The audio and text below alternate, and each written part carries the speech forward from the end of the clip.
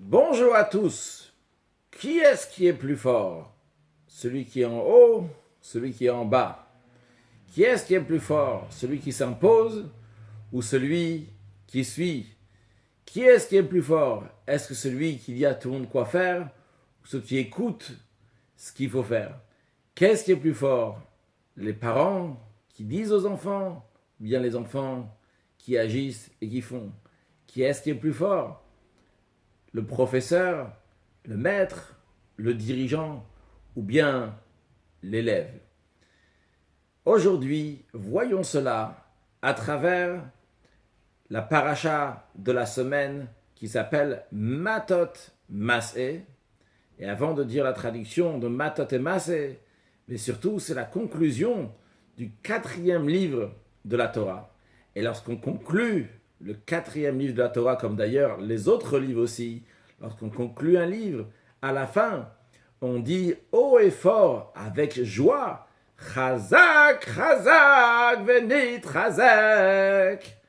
Chazak, Chazak, Venit Chazak, on dit. Fort, fort, et on va se renforcer. C'est ce qu'on dit lorsqu'on conclut un livre de Torah. Et c'est le mot qu'on emploiera dans la suite. Chazak, Chazak, Venit Chazak. Mais on conclut ça dans tous les livres de la Torah, mais c'est lié évidemment aussi avec cette semaine lorsqu'on lit Matot et Masé, que l'on dit soyons forts. Alors, si on voit de manière détaillée, on voit le Matot et Masé, il y a un Chazak, Chazak, Venit Chazak qui est méritant pour le Matot, il y a un Chazak, Chazak, Venit Chazak qui est pour le Masé, il y a un Chazak, Chazak, Venit Chazak pour le Matot et Masé en même temps. Qu'est-ce que ça veut dire Matot et Masé? Le mot Matot en lui-même veut dire les bâtons. On comprend le lien de Chazak, Chazak, Venit Chazak avec des bâtons. Bâton, quelque chose qui est fort, quelque chose qui est dur, jusqu'à un bougeable, c'est un bâton. Comme le Chazak. Chazak, c'est fort. Mais quel rapport de Chazak, Chazak, Venit Chazak avec le Masé? Masé, avancer, être flexible, toujours bouger, ne pas rester au même endroit, et toujours avancer. Donc, quel est le rapport de Chazak, Chazak, Venit Chazak avec Masé, avec le voyage? En l'occurrence, il s'agit du voyage du peuple juif depuis la sortie d'Égypte jusqu'à l'entrée en terre d'Israël, juste avant l'entrée en terre d'Israël, qu'on est au Yarden Yericho, au Jourdain de Jéricho. C'est la première chose à comprendre. Encore une chose à comprendre, quel est le lien de Chazak, Chazak, Venit Chazak avec la période des 3 semaines? Les 3 semaines, ça commence le 17 Tammuz, 17e jour du mois de Tammuz, le jour où il y a eu la brèche dans la muraille de Yerushalayim, Jérusalem, ça a duré pendant 3 semaines jusqu'à ce que ça est arrivé la destruction du temple au bout de ces 3 semaines, le 9e jour du mois de Av, Tisha B'Av. Alors, toujours, on conclut le 4e livre de Torah pendant cette période des 3 semaines. Il faut comprendre pourquoi spécialement on dit Chazak, Chazak, Venit Chazak pendant cette période. Et a priori, c'est pas du tout la même chose. La période, c'est une période dans laquelle il y a une faiblesse. Et le Chazak, Chazak, Venit Chazak, c'est autre chose. Alors sûrement, ce qui monte à l'esprit de tout le monde, dire oui, bon, justement, comme il y a une faiblesse, c'est pour ça qu'il faut donner un renfort. Mais le rabbi dit non, c'est plus logique de dire que le renfort, il y a donc quelque chose de positif qui est déjà là. C'est le Shabbat qui est pendant les 3 semaines. Et ce Shabbat s'appelle un Shabbat Chazak. Un Shabbat Chazak, un Shabbat dans lequel on donne une force particulière, un Chizuk, un renfort dans l'étude de la Torah, dans l'accomplissement des mitzvot. Justement, on est en train de finir un livre de Torah et un Chazak, un Chizuk, dans l'étude de la Torah, dans l'accomplissement des mitzvot.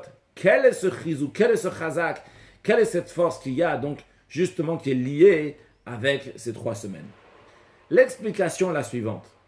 Lorsqu'on parle d'une Chazaka, donc d'un renfort, et pas juste d'un renfort, parce qu'en vérité, on dit Chazak, Chazak, Venit Chazak. Alors déjà, Chazaka en soi-même.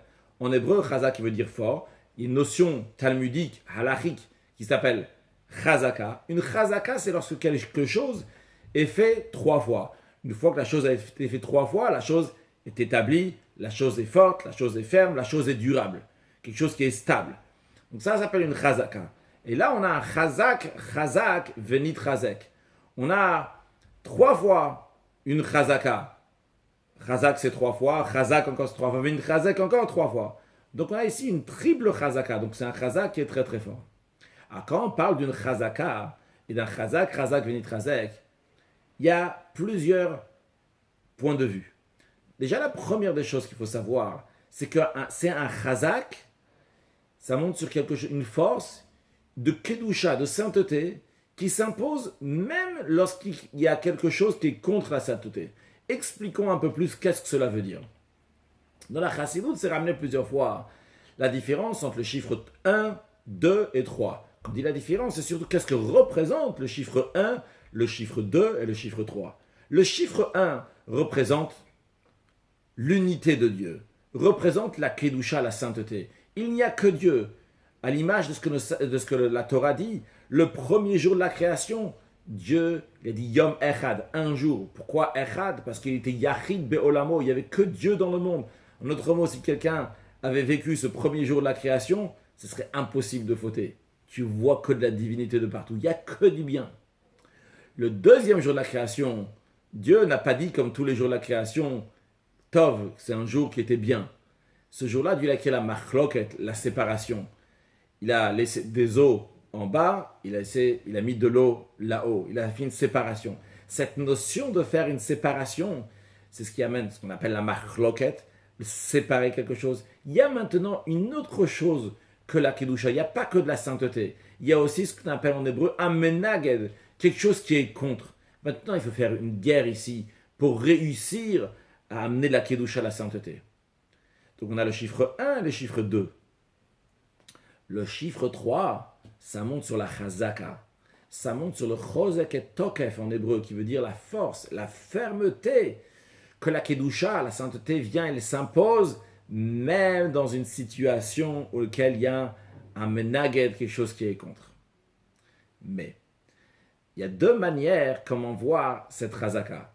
Quand on dit comment voir, c'est pas juste comment voir. Il y a deux manières comment cette chazaka, cette force peut venir. Il y a une force qui vient du haut vers le bas. Que le haut s'impose. Le haut ne laisse pas la possibilité au bas de s'exprimer. Le haut ne laisse pas au menaged, à ce qui est contre, une possibilité de dire quoi que ce soit. Il est tellement puissant, il ne considère pas du tout le menaged, le mal. Le mal n'existe pas, on ne le voit même pas. En réalité, c'est pas juste. Il existe, oui, mais on ne le voit pas. Pourquoi? Parce qu'il y a une si grande lumière divine qui vient du haut, qui se dévoile. On ne voit pas de mal ici. Il n'y a que du bien qui est vu. Ça, c'est une manière comment le chazak s'impose. Mais il y a une deuxième manière comment le chazak il vient. C'est pas du haut vers le bas, c'est du bas vers le haut. C'est-à-dire que le tarton, celui qui est en bas, il a affaire avec le menaged. Il dialogue avec ce qui est contre. Il a affaire avec du mal, avec des choses qui sont impures et qui sont négatives. Et il travaille jusqu'à, ou bien il va l'annuler totalement, ou bien encore mieux, il va réussir même à changer le mal en bien. C'est le but d'y arriver. Donc, il y a aussi ici un chosek, il y a aussi une force. La kedusha, la sainteté va régner. Mais comment elle va régner? Pas par le fait qu'on a ignoré, on n'a pas considéré le mal. On a considéré le mal, on a eu affaire avec lui, et on a réussi à faire quelque chose maintenant qui ne va plus déranger, il va même se changer en bien. Donc on a deux sortes de chazak, chazak, venit chazak. Un chazak, chazak, venit chazak qui vient du haut vers le bas, qui s'impose. On va inonder de lumière et de sainteté, on ne va plus voir de mal. Il y a une deuxième manière, un chazak, chazak, venit chazak, qui vient du bas vers le haut, qui vient par le travail de l'être humain. Et ça, c'est la différence entre la paracha de Matot et la paracha de Massé. Dans la paracha de Matot, dans les premiers versets, on nous dit voici ce que Dieu, Moshe, il a transmis, ce que Dieu a ordonné de dire aux chefs des Matot, aux chefs des bâtons, aux chefs des tribus. Mais ce qui est souligné ici, c'est Tziva Hashem. Qu'est-ce que Dieu, il a ordonné? Quand on dit qu'un ordre de Dieu, c'est quelque chose qui s'impose. C'est du haut vers le bas. C'est comme ça et pas autrement. Ça, c'est un chazak, chazak, venit chazak, qui est lié avec la paracha de Matot. Mais on a un chazak, chazak, venit chazak, qui est lié avec la paracha de Massé.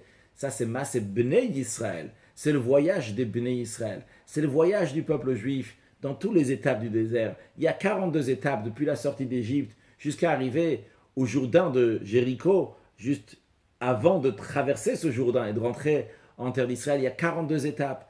Et le juif il est constamment en train de travailler, de lutter pour sortir d'Égypte. Vrai, il est déjà passé une étape, une deuxième, une troisième étape. Mais s'il n'est pas en Égypte géographiquement, il est en Égypte sur le plan spirituel. Il est Mitzrayim, qui veut dire l'Égypte, vient aussi du langage de Metzarim, qui veut dire des barrières. Il est dans des barrières, il est dans des limites, et constamment il travaille pour sortir de ces barrières, de sortir de ces limites, pour se rapprocher de la terre qui est large, de se rapprocher d'un endroit qui est plus large. Et là, le juif, il a besoin du chazak, venit chazek, il a besoin d'un renfort. Et pas juste qu'il a besoin d'un renfort, mais c'est ici le renfort le plus fort. C'est pas quand il y a la grande lumière divine qui vient, qui s'impose. C'est quand le juif, avec ses efforts, avec ses moyens du bord, il va lutter dans cette obscurité, dans cette difficulté, pour pouvoir chasser le mal, pour pouvoir changer le mal en bien. Le chazak venit chazek, est encore plus nécessaire et encore plus fort là-bas. Parce que quand le chazak venit chazek, il est venu d'en haut, le mal, il existe encore, jusqu'on ne le considère pas. Mais quand le chazak venit chazek vient du bas, eh bien à ce moment-là, on a œuvré avec le mal, on a travaillé avec le mal, qui s'est changé en bien. Donc on comprend que le chazak venit chazek, est lié avec la paracha de Massé. Et pas juste qu'il est lié avec la paracha de Massé, on en a besoin essentiellement dans la paracha de Massé, pas juste qu'on en a besoin essentiellement dans la paracha de Massé, mais c'est là le vrai chozek, la vraie force, c'est qu'on a changé le mal en bien. Mais c'est pas suffisant. Pourquoi? Parce qu'il y a une faiblesse dans chacun de ces chazak. Le premier chazak, celui qui vient du haut, il a un avantage en effet, il est infini, il est tout puissant, mais il ne colle pas avec le bas. Il n'a pas de dialogue avec le bas. Il est tout à fait au-delà, il s'impose. Je te regarde même, je te regarde pas, je te considère pas. Moi j'ai un plan, c'est comme ça, et maintenant il n'y a personne qui dit un mot.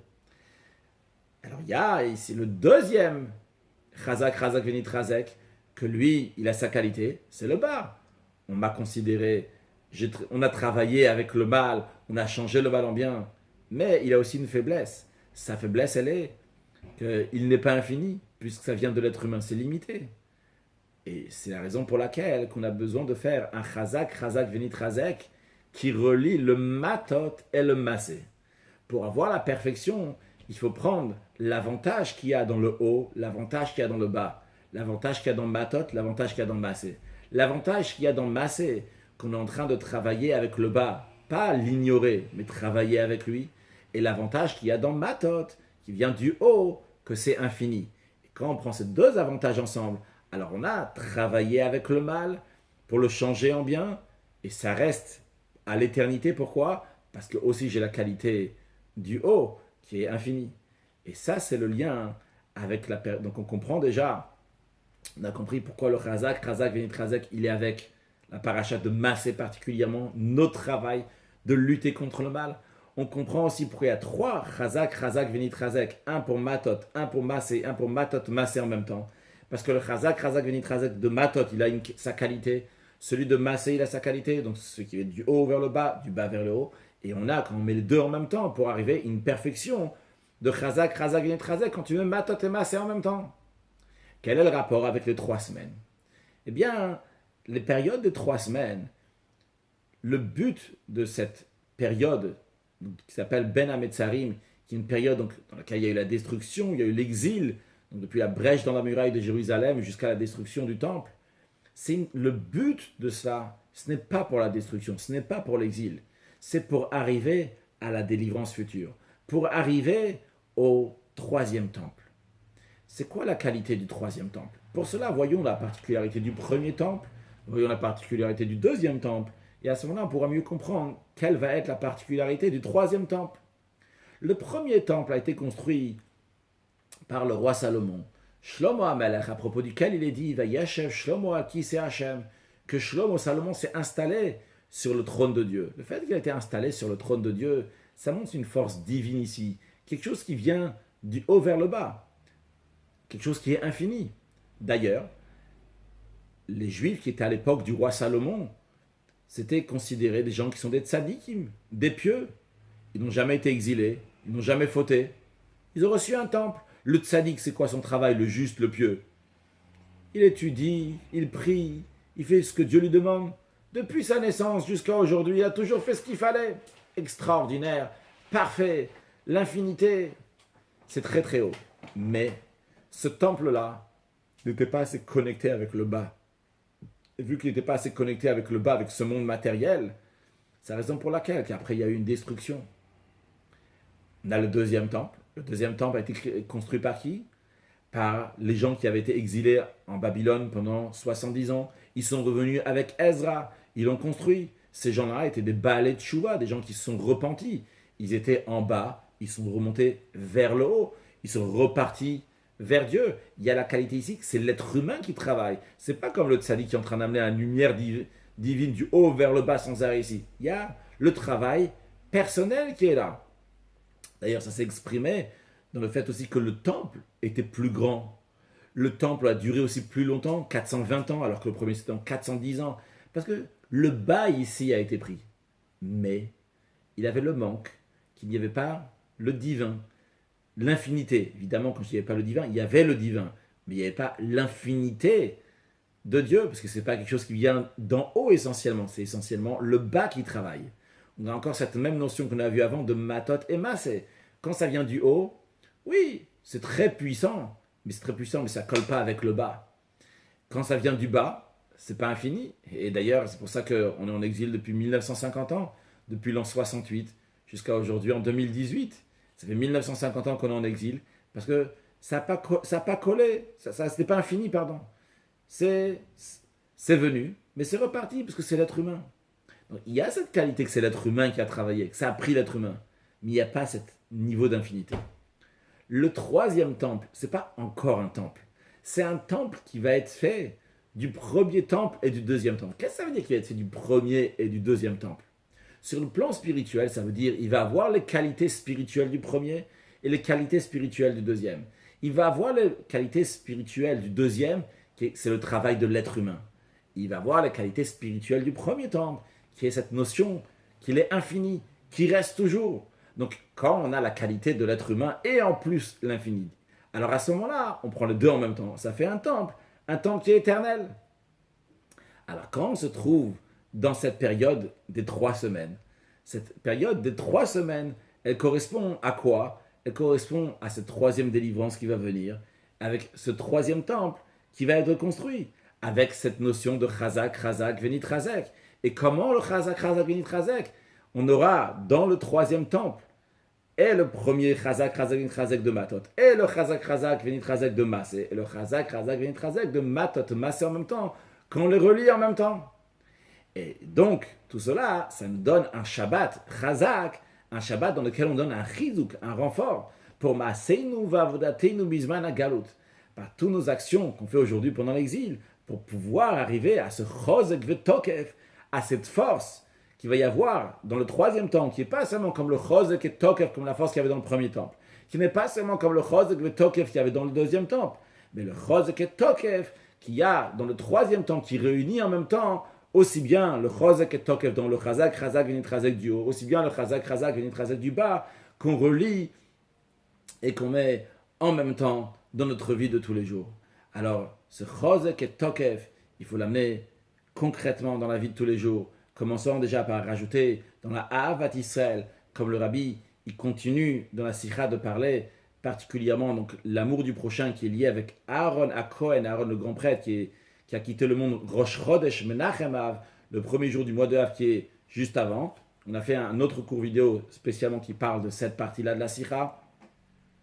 Et donc dans la fin, le Rabbi rappelle, donc en plus de l'amour du prochain, pour se préparer à la délivrance, pas seulement l'amour du prochain pour arranger l'exil qui est arrivé à cause de la haine gratuite, mais encore plus que ça, l'amour du prochain pour se préparer dans le style de vie qu'il y aura lorsque Mashiach va venir, qu'on va tous s'entendre. Et Rabbi rappelle aussi donc l'importance d'écouter pendant les 9 jours les siyumim, des conclusions talmudiques que vous pouvez écouter sur Radio J dans l'après-midi en principe. Je ne sais pas quand est-ce que cette vidéo sera écoutée dans quelques années, ça continuera, sûrement que Mashiach sera déjà là, on écoutera des Siyumim de Mashiach, s'il y en aura encore pendant les 9 jours ou pas.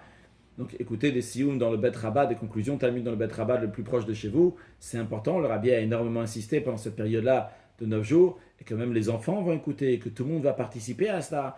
Et que par cela, on mérite très prochainement d'aller écouter la Torah Chadasha Meititetse, la nouvelle Torah, une nouvelle dimension de Torah, lors de la venue de Mashiach à Yerushalayim Irakodesh, dans le 3e temple qui sera reconstruit très prochainement. Une excellente journée.